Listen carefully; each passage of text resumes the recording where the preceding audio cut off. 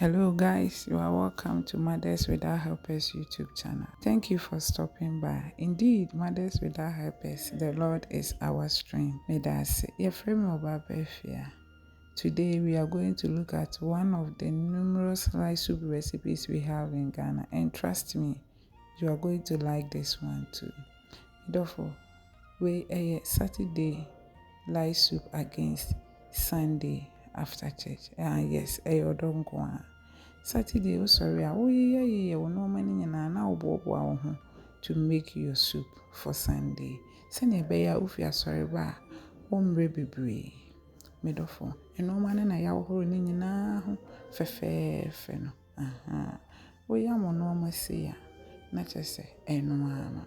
Mr. Winya ko bi ni adwene na wo yusu a eya ahohoro ni ti ne ho ye obetim di sopa ahohoro ka ho kakaka ni ti o enyi ni ti o adwene ya na abo kakra e wo akire no me da se enkwan ni enam na ye de ni ti na wo to nchena eya to wase we Sunday before obekwa asori no we dwa obanche na wo board ye bibia wo pese wo de ka ho bia na when the kan ya prepare ansa na wako se na ebe ya wo ba wo ho nchire obebre esan se onkwan na wo ho uni somfu bia especially se uni somfu a e wo se wo ye wo no ma se na ebe ya wo mre wo fi asori ba wo do fufu esi so wo som nkwala ni wi a wa frɛ muku mira aduane na ye ready bra me ni wo didi wi a na wo de ne ko bedroom wo ja no kwan fefefe so ahu de me ba akire no about beto ade wo yeso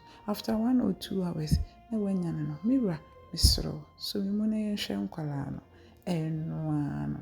no bobo am ho for Monday enkwan na ya ye no wodo bibia aguma no ma ni gentle stay enkwan we wo betumi a ya akwacha wodofo bi a ne ho fa no a ne ho eto no se wonoma me say wo fever kra na Ghanaian made like soup wonom bia obehunsi mfifiri eto na ho start eto one it has a lot of nutrients me like soup na I ready no me de me mani nsiso nche me mpese be hu bebre sa wo penso a obetimi ama na huru aba abedrisi so ani ji video yi ho a me subscribe be kan busua no ho ahobrasie mu a brama yenidi me do pa see you in our next video.